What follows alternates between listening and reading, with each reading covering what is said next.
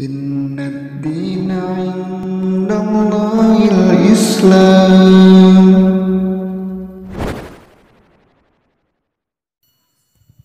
Assalamualaikum warahmatullahi wabarakatuh. Saudaraku seiman yang dirahmati Allah, ada sebuah kisah yang begitu tersohor yang dikisahkan oleh Allah di dalam Al-Quran, yaitu kisah Ashabul Kahfi. Kisah ini begitu tersohor. Dengan kekuasaannya, Allah Jalla Jalaluh menidurkan sekelompok pemuda yang berlindung di sebuah gua selama 309 tahun. Lalu apa hikmah di balik ini semua? Ashabul Kahfi adalah para pemuda yang diberi taufik dan ilham oleh Allah Jalla Jalaluh sehingga mereka beriman dan mengenal Rabb mereka. Mereka mengingkari keyakinan yang dianut oleh masyarakat yang menyembah berhala. Mereka hidup di tengah-tengah bangsanya, sembari tetap menampakkan keimanan mereka ketika berkumpul sesama mereka, sekaligus karena khawatir akan gangguan masyarakatnya. Mereka mengatakan, Rabbuna Rabbus samawati wal ard, lan nad'a min dunihi ilahan laqad qulna idan syatata. Rabb kami adalah Rabb langit dan bumi. Kami sekali-kali tidak akan menyeru Rabb selain Dia. Sesungguhnya kami kalau demikian telah mengucapkan perkataan yang jauh. Yang dimaksudkan, apabila kami berdoa kepada selain Dia, berarti kami telah mengucapkan suatu perkataan yang jauh. Apa saja perkataan yang jauh itu? Yaitu perkataan palsu, dusta, dan zalim. Allah Subhanahu wa Ta'ala menyebutkan perkataan mereka selanjutnya. Haula'i qaumun takhadu min dunihi alihatan laula ya'tuna alaihim bisultanin bayyinin faman atlamu mimman iftara 'alallahi kadziba. Kaum kami telah mengambil sesembahan selain Dia. Mereka tidak mengajukan alasan yang terang tentang keyakinan mereka. Siapakah yang lebih zalim daripada orang-orang yang mengada-adakan kebohongan terhadap Allah? Ketika mereka sepakat terhadap persoalan ini, mereka sadar tidak mungkin menampakkannya kepada kaumnya. Mereka berdoa kepada Allah Subhanahu wa Ta'ala agar memudahkan urusan mereka. Rabbana atina min ladunka rahmatan wa hayyi' lana min amrina rasyada. Wahai Rabb kami, berilah kami rahmat dari sisimu dan sempurnakanlah bagi kami petunjuk yang lurus dalam urusan kami. Mereka pun menyelamatkan diri ke sebuah gua yang telah Allah Subhanahu wa Ta'ala mudahkan bagi mereka. Gua itu cukup luas dengan pintu menghadap ke utara sehingga sinar matahari tidak langsung masuk ke dalamnya. Kemudian mereka tertidur dengan perlindungan dan pengawasan dari Allah selama 309 tahun lamanya. Allah Subhanahu wa Ta'ala buatkan atas mereka pagar berupa rasa takut meskipun mereka sangat dekat dengan kota tempat tinggal mereka. Allah Subhanahu wa Ta'ala sendiri yang menjaga mereka selama di dalam gua.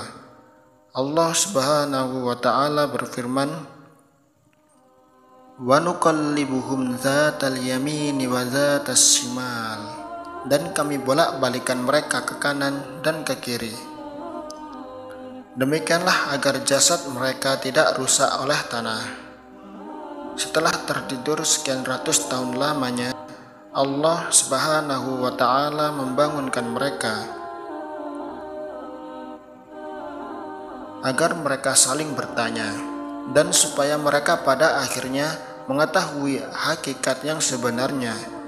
Allah Subhanahu wa Ta'ala berfirman, qala qailum minkum kam labistum qalu labisna yawman aw ba'da yawm qalu rabbukum a'lamu bima labistum fab'asu ahadukum biwarikikum hadihi ilal Madinah. Berkatalah salah seorang dari mereka, "Sudah berapa lama kalian menetap di sini?" Mereka menjawab, "Kita tinggal di sini sehari atau setengah hari." Yang lain berkata pula, "Rabb kalian lebih mengetahui berapa lamanya kalian berada di sini. Maka suruhlah salah seorang di antara kalian pergi ke kota membawa uang perakmu ini." Saudaraku seiman yang dirahmati Allah, di dalam kisah ini terdapat tanda-tanda kekuasaan Allah Subhanahu wa Ta'ala yang nyata. Di antaranya, yang pertama, walaupun menakjubkan, kisah para penghuni gua ini bukanlah ayat Allah yang paling ajaib, karena sesungguhnya Allah Subhanahu wa Ta'ala mempunyai ayat-ayat yang menakjubkan, yang di dalamnya terdapat pelajaran berharga bagi mereka yang mau memperhatikannya. Yang kedua, sesungguhnya siapa saja yang berlindung kepada Allah Subhanahu wa Ta'ala, niscaya Allah Subhanahu wa Ta'ala akan melindunginya dan lembut kepadanya, serta menjadikannya sebagai sebab orang-orang yang sesat mendapat hidayah. Di sini Allah Subhanahu wa Ta'ala telah bersikap lembut terhadap mereka dalam tidur yang panjang ini untuk menyelamatkan iman dan tubuh mereka dari fitnah dan pembunuhan masyarakat mereka. Allah menjadikan tidur ini sebagai bagian dari ayat-ayat tanda kekuasaannya yang menunjukkan kesempurnaan kekuasaan Allah Subhanahu wa Ta'ala dan berlimpahnya kebaikannya. Juga agar hamba-hambanya mengetahui bahwa janji Allah itu adalah suatu kebenaran. Yang ketiga, anjuran untuk mendapatkan ilmu yang bermanfaat sekaligus mencarinya, karena sesungguhnya Allah Subhanahu wa Ta'ala mengutus mereka adalah untuk hal itu, dengan pembahasan yang mereka lakukan dan pengetahuan manusia tentang keadaan mereka akan menghasilkan bukti dan ilmu atau keyakinan bahwa janji Allah adalah benar dan bahwa hari kiamat yang pasti terjadi bukanlah satu hal yang perlu diasingkan. Yang keempat, adab kesopanan bagi mereka yang mengalami kesamaran atau ketidakjelasan akan suatu masalah ilmu adalah hendaklah mengembalikannya kepada yang mengetahuinya, dan hendaknya dia berhenti dalam perkara yang dia ketahui. Yang kelima, sahnya menunjuk wakil dalam jual beli, dan sah pula kerjasama dalam masalah ini karena adanya dalil dari ucapan mereka dalam ayat fab'asu ahadukum biwarikikum hadihi ilal Madinah.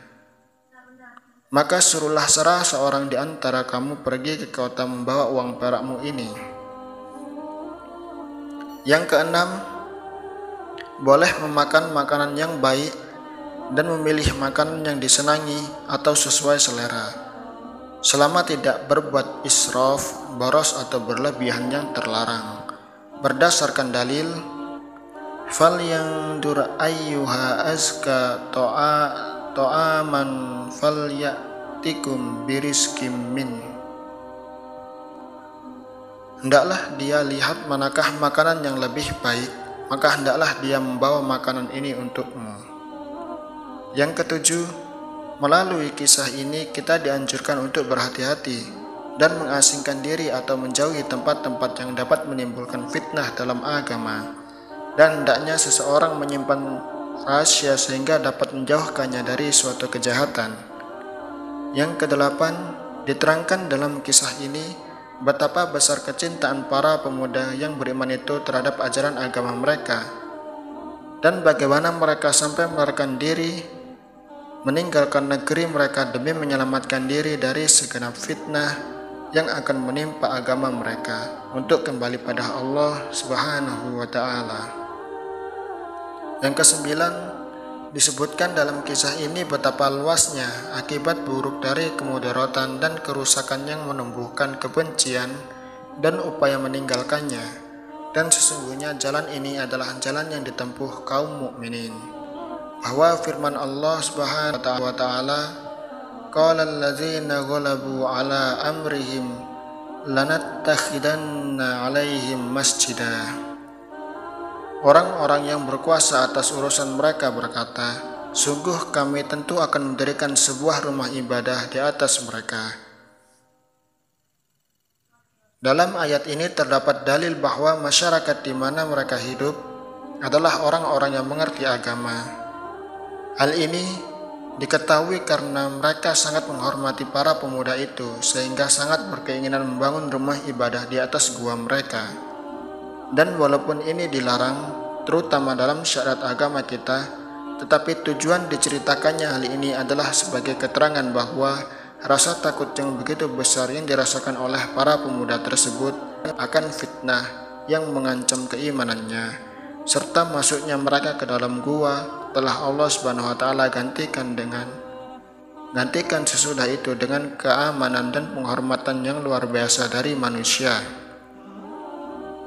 Dan ini adalah ketetapan Allah Subhanahu wa taala terhadap orang yang menempuh suatu kesulitan karena Allah Subhanahu wa taala, di mana dia dijadikan baginya akhir perjalanan yang sangat terpuji.